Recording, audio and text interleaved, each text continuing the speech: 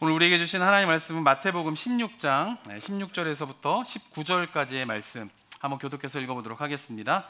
마태복음 16장 16절에서부터 19절까지의 말씀입니다. 제가 16절부터 읽겠습니다. 시몬 베드로가 대답하여 이르되 주는 그리스도시요 살아계신 하나님의 아들이시니이다.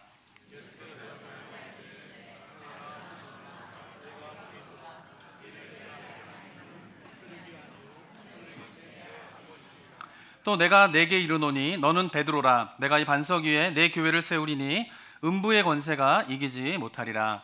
내가 천국 열쇠를 내가 주리니 내가 땅에서 무엇이든지 매면 하늘에서도 매일 것이요 내가 땅에서 무엇이든지 풀면 하늘에서도 풀리리라 하시고. 아멘. 자, 오늘 읽은 본문은 교회론적으로 굉장히 중요한 본문입니다. 왜냐하면 예수님께서 교회에 대한 그런 가르침을 준 유일한 본문이기 때문에 그렇습니다. 오늘 본문은 예수님께서 생각하시는 교회가 무엇인가에 대해서 중요한 이야기를 하고 있는 본문입니다. 18절을 보시게 되면은 예수님께서 말씀하신 교회가 무엇입니까? 그것은 바로 먼저 어디에 세워진 교회여야 된다라고 말씀하고 계세요? 반석 위에 세워진 교회가 되어야 된다라고 이야기를 하고 있습니다. 자, 그렇다면 예수님께서 말씀하시는 교회의 반석, 교회의 기초가 되는 그 반석은 도대체 무엇인가? 이것을 생각해 봐야 하는데, 제가 지난번 설교 때도 한번 말씀드렸지만은 이 베드로라고 하는 제자의 원래 이름은 시몬입니다. 근데 시몬이라고 하는 사람이 굉장히 이제 그 당시에 많은 사람들이 시몬이라는 이름을 가지고 있었기 때문에 예수님께서는 이제 베드로를 반석이라는 뜻을 가진 별칭으로 이제 부르시게 되고, 그것이 이제 베드로의 이름이 되었습니다. 근데 이 베드로의 이름의 뜻은 뭐냐면 반석이에요, 반석. 그래서 18절을 다시 한번 보게 되면 어떻게 해석할 수 있냐면은 또 내가 네게 이르노니 너는 반석이라. 이 반석 위에 내 교회를 세우리니 음부의 권세가 이기지 못하리라 라고 말씀을 하신 것입니다. 그렇기 때문에 이 18절 말씀을 문자적으로 해석한다라고 하면 예수님께서 세우고자 하는 반석은 베드로 위에 교회를 세우시겠다라고 하는 의미로 해석이 될 수 있습니다. 그리고 초기 기독교는 예수님의 이 말씀을 문자적으로 이해를 했기 때문에 어떻게 해요?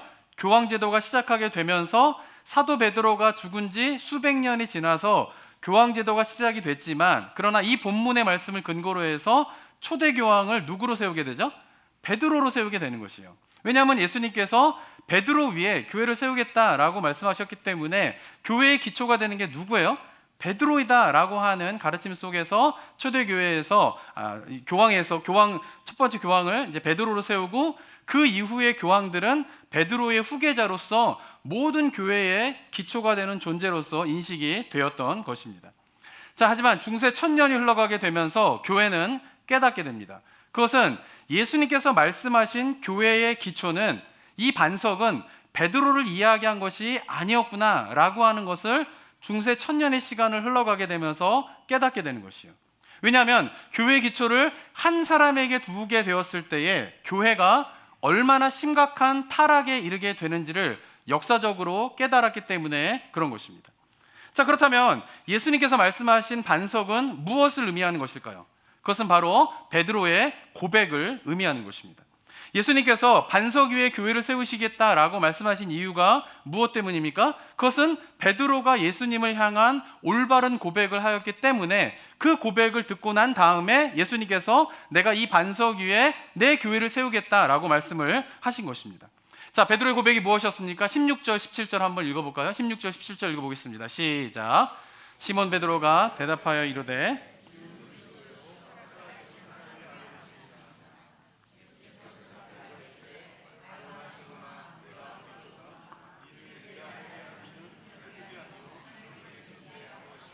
네, 사람들은 다 예수님은 선지자입니다, 세례 요한입니다, 엘리야입니다 막 이야기를 하자 예수님께서 베드로에게 그렇다면 너희는 나를 누구라고 하느냐라고 물어보게 되자 베드로가 한 대답이 뭡니까? 예수님은 먼저 누구예요? 주, the Lord, 뭐요? 하나님이십니다 라고 하고, 그 다음에 뭐요? 주는 메시아입니다, 그리스도입니다 라고 이야기를 하고, 마지막으로 예수님은 살아계신 하나님의 아들입니다 라고 하는 이 온전한 고백을 하게 됩니다. 그리고 그 대답을 듣고 난 다음에 예수님께서 하신 말씀이 무엇이에요? 이것을 알게 한 거는 누구로 인하여서 이것을 베드로가 알게 되었다라고 말씀하고 계세요? 하늘에 계신 아버지께서 너로 하여금 알게 하였다라고 말씀하시고 난 이후에 내가 이 반석 위에 내 교회를 세우겠다라고 말씀을 하신 것입니다.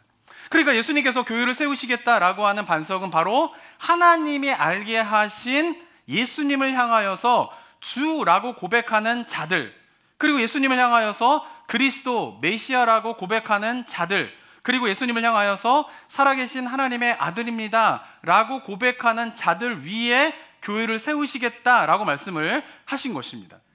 바로 이 베드로의 고백과 같은 고백을 하는 자들 위에 예수 그리스도의 교회를 세우시겠다라고 말씀하셨다라고 하는 것입니다.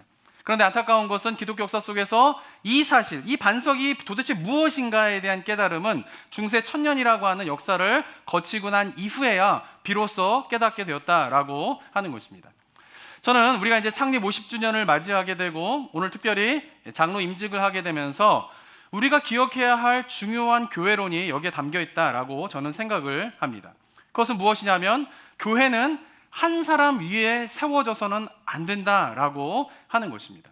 중세의 교황 한 사람 위에 교회가 세워지게 되었을 때에 교회가 얼마나 비참한 모습으로 전락할 수 있는지를 우리는 역사 속에서 분명히 경험을 하였습니다. 그리고 이러한 역사적 실패를 극복하고 난 다음에 일어난 것이 뭐죠? 종교개혁인 것이에요. 그리고 우리 개신교인들은 바로 그러한 종교개혁의 후예들로서 지금 예수님을 따르고 섬기는 삶을 살아가고 있는 것입니다. 자, 하지만 한국교회를 보게 되면 중세 때 저지른 교회가 저지른 실수를 지금 그대로 많이 반복하고 있는 것을 많이 보게 됩니다. 그 중에 하나가 무엇입니까? 그것은 바로 교황 위에 교회를 세우려고 하는 것처럼, 한 사람 위에 교회를 세우려고 하는 것처럼 마치 담임 목사 위에 교회를 세우려고 하는 일들이 한국교회에 많이 일어나고 있는 것을 보게 됩니다. 한국교회에서 가장 안타까운 것은 뭐냐면은 담임 목사에 대한 의존도가 너무나 강한 것이 문제인 것이에요. 그래서 어느 교회를 가보게 되면 이 교회가 예수님을 믿는 교회인지 담임 목사를 믿는 교회인지가 헷갈리는 교회도 있을 정도인 것입니다. 자, 성도 여러분, 우리가 오늘 이 본문을 통해서 우리가 꼭 기억할 것은 뭐냐면 한 사람 위에 교회가 세워져서는 절대 안 된다라고 하는 것이에요. 물론 담임 목사의 역할이 굉장히 중요한 것은 사실입니다. 그리고 제가 그 사실에 대해서 간과하고 싶어서 우리 성도님들에게 이런 이야기를 드리는 것이 절대 아닌 것입니다. 하지만 예수님께서 세우고자 한 교회는 한 사람에 의해서 좌지우지되는 교회가 아니라 예수님에 대한 올바른 고백을 하는 성도들 위에 세워지기를 원하신다라고 하는 이 주님의 가르침을 어느 시대보다도 우리가 잘 기억해야 하는 것이 바로 우리가 살고 있는 이 시대임을 우리 성도님들 모두가 깨닫게 되기를 주님의 이름으로 축원합니다. 우리 장로님 세 분이 지난번 한번 광고 말씀드렸지만은 고시를 우수한 성적으로 이제 통과를 하시고 이제 오늘 임직식을 하시게 되었습니다. 근데 고시를 보실 때에 굉장히 어렵습니다. 5과목을 봐야 되거든요. 어려운 시험을 이제 잘 통과하셨습니다.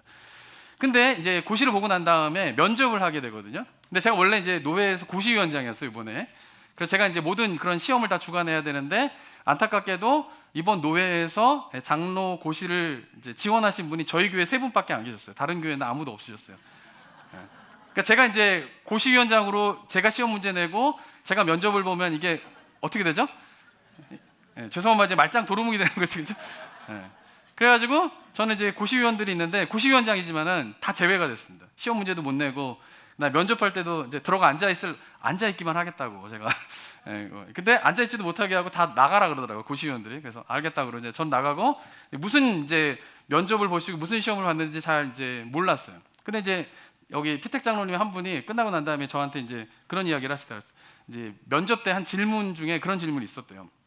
뭐냐면 이제 장로님이 되셔가지고 교회 당회를 하게 되는데 당회할 때에 담임 목사님과 장로님들이 의견이 갈린다라고 하면은 누구의 편을 드시겠습니까? 라는 질문을 이제 한 목사님이, 면접관이셨던 목사님이 이렇게 물어보셨다 그래요. 그걸 물어본 이유가 뭘까요? 장로님들하고 담임 목사하고 이렇게 의견이 갈리면은 새로 이제 장로님 되시는 분들의 누구 편을 들어야 돼요? 질문 의도가 뭐겠어요? 목사인 명접관님께서 물어보는데 질문의 의도가 뭐겠어요? 담임 목사님 편들을 들어야 된다라고 하는 거를 이제 노회에서 가르칩니다. 그걸 가르칩니다. 근데 우리 씩씩하신 피터 장로님께서는 다른 장로님들은 이제 면접 볼 때 다 얘 담임 목사님 편을 들어야죠. 이게 정답이거든요, 정답. 기대했던 답이거든요. 근데 우리 장로님은 그건 모르죠 이렇게 대답하셨대요.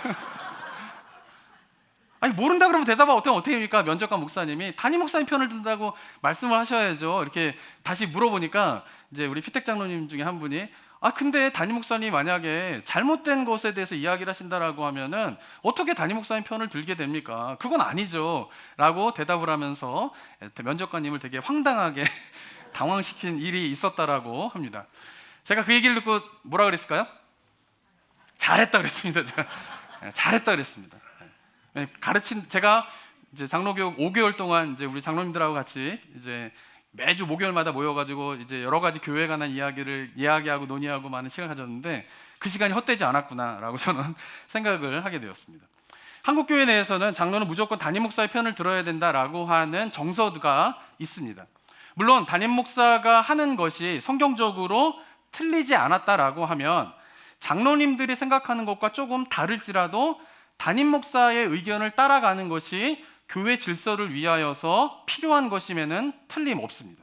하지만 우리 피택 장로님이 대답을 하셨던 것처럼 만약에 담임 목사가 성경적으로 틀린 것을 주장하고 있다라고 하면 담임 목사라는 이유만으로 편을 드는 것은 옳지 않다라는 것이에요. 장로로서 어떻게 됩니까? 성경적인 가르침을 분별할 수 있어야 되는 것이에요. 그리고 이것이 성경적으로 지금 옳은 이야기를 하고 계신가, 잘못된 이야기를 하고 계신가. 옳은 이야기라면 자기 의견과 경험과 조금 다르더라도 적극적으로 지지를 해줘야 되는 것이 장로의 역할이지만, 그러나 또 하나의 중요한 장로의 역할은 뭐냐면 담임 목사가 만약에 성경적으로 볼 때 좀 옳지 않은 것에 대해서 주장을 하고 있다라고 하면 목사님 그것은 옳지 않습니다 라고 이야기할 수 있는 것이 바로 장로들이 해야 할 중요한 책무이다라고 생각하게 됩니다. 왜냐하면 교회는 담임 목사 한 사람 위에 세워져야 하는 곳이 아니라 장로와 권사와 집사님들이 함께 그 위에 세워져야 하는 것이 바로 주님께서 원하시는 교회의 모습이기 때문에 그런 것입니다. 그리고 그 기초가 되는 것은 베드로와 같은 한 사람이 기초가 되는 것이 아니라 그것으로 말미암아 중세 천년이 얼마나 교회가 타락할 수 있는가를 우리가 분명히 보았잖아요. 근데 안타까운 것은 그 일이 지금 반복되고 있다라고 하는 것이에요. 그게 기초가 되는 것이 아니라 어떻게 해요? 예수님에 대한 올바른 고백이 바로 교회의 기초가 되어야 한다라고 하는 사실을 우리 성도님들이 반드시 깨닫게 되시기를 주님의 이름으로 축원합니다. 그래서 저는 담임 목사만큼이나 장로님들이 교회에 대한 책임감으로서 장로로 사역을 하셔야 된다라고 생각을 합니다. 담임 목사가 갖고 있는 교회에 대한 책임감이나 장로가 갖고 있는 교회의 책임감은 무엇과 더 우위가 있는 것이 아니라 똑같아야 된다라고 하는 것이. 또 더 나아가서는 우리 성도님들, 집사로 부르심을 받고 권사로 부르심을 받은 우리 성도님들도 마찬가지로 교회를 생각할 때에 이것이 뭐예요? 담임 목사 한 사람이 갖고 있는 교회에 대한 책임감만큼이나 우리 성도님들이 권사로서 집사로서의 갖고 있는 책임감이 그와 같이 막중해야 된다라고 하는 사실을 우리 성도님이 깨닫게 되는 은혜가 우리 모든 성도님들 가운데 있게 되기를 주님의 이름으로 축원합니다. 그렇기 때문에 바라기는 오늘 임직하시는 우리 장로님께서 이러한 책임감을 가지고 올바른 교회를 세워가시기 위하여서 헌신하는 장로님들 되시기를 주님의 이름으로 축원합니다. 그리고 우리 성도님들도 마찬가지로 그러한 영적인 책임감을 가지고 우리 한 사람 한 사람을 하나님께서 교회로 세우시기 위한 일꾼으로 부르셨다라고 하는 사실을 기억하면서 나 자신 위에 주님의 교회를 세우기 원하신다라고 하는 주님의 가르침을 깊이 깨달으면서 교회의 기초가 되는 반석으로서 헌신하는 우리 모든 성도님들 되시기를 주님의 이름으로 또한 축원합니다. 두 번째로 우리가 생각해 봐야 할 것이 있는데, 이처럼 우리 모두가 주님의 교회의 기초가 되는 반석으로서 교회를 섬기려고 할 때에 꼭 기억해야 할 교회의 또 한 가지 사실이 있습니다. 그것은 바로 교회가 가지고 있는 권세에 대한 것입니다. 예수님께서는 주는 그리스도시요 하나님의 아들이라는 고백을 하는 자들 위에 주님의 교회를 세우시겠다라고 말씀하시고 난 이후에 그 교회가 가진 권세가 무엇인가에 대해서 이렇게 18절과 19절에서 이야기를 하시게 됩니다. 18절 19절 또 읽어볼까요? 시작. 내가 또 너에게 이르노니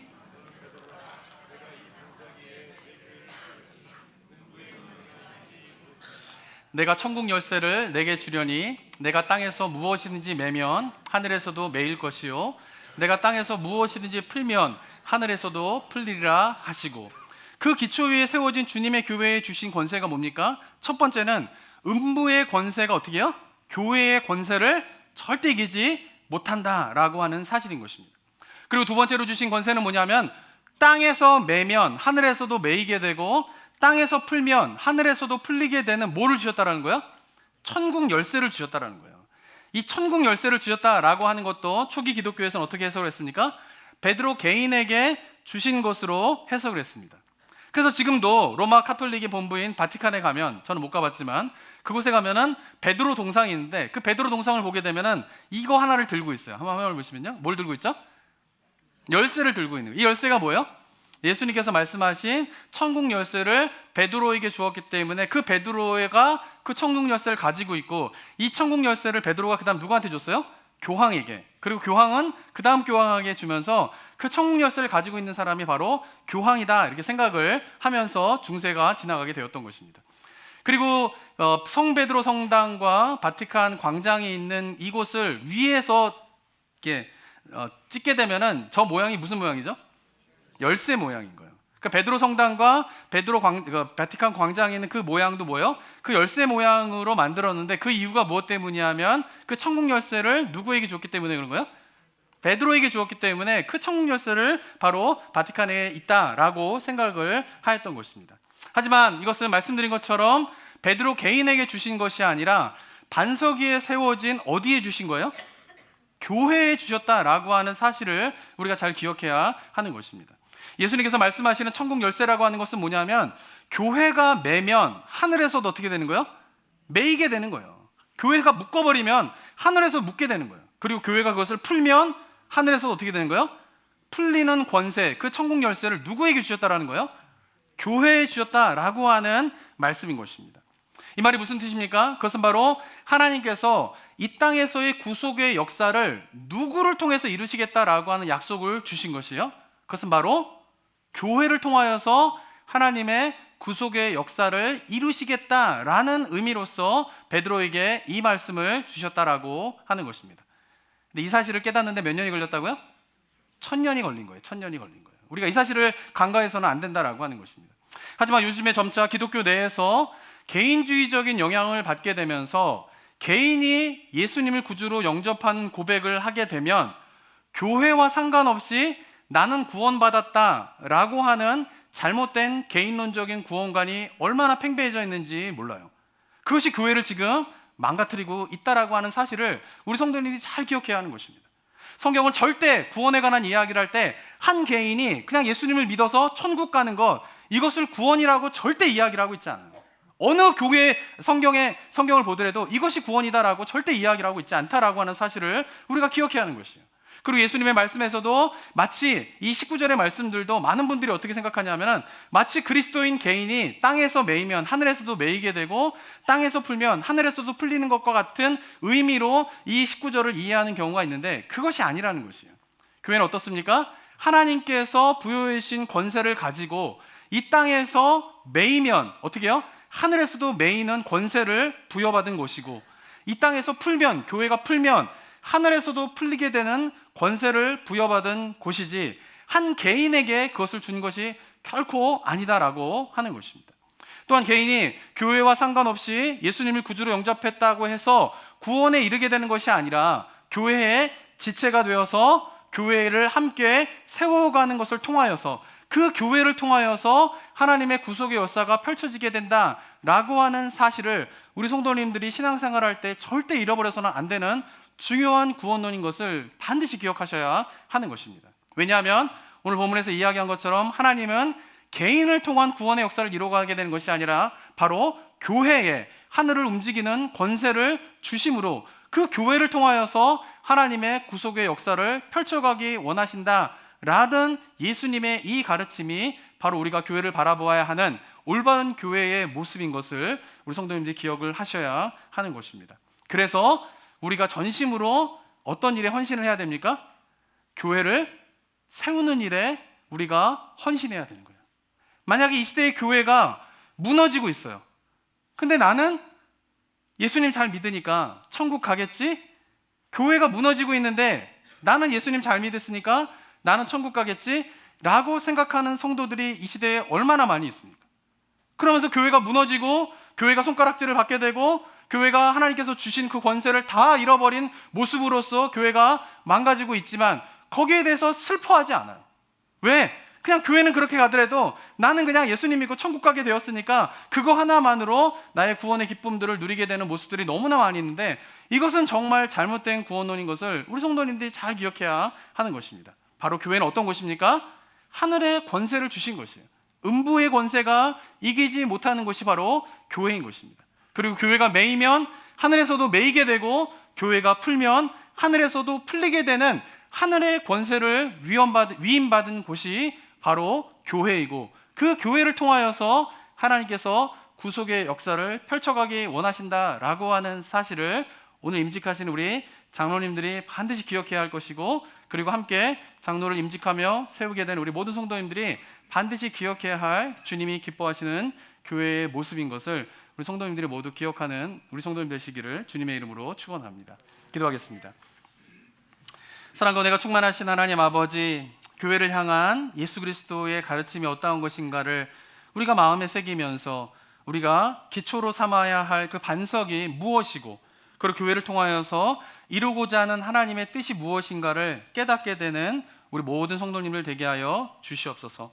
특별히 교회를 통하여서 하나님의 구속의 역사를 펼치시고자 하늘의 권세를 교회에게 위임해 주셨는데, 하나님 그 사실을 우리가 깨닫고 장로로 임직하는 세 분의 모습 되게 하여 주시옵고, 또한 우리가 직분을 받아서 교회를 섬길 때에 그 교회를 향한 주님의 마음을, 주님의 뜻을 깨닫는 가운데에 힘써 교회를 세우는 일에 헌신하는 모든 성도님들 될 수 있도록 주님께서 은혜를 더하여 주시옵소서. 감사드리며 예수 그리스도의 이름으로 기도드립니다. 아멘.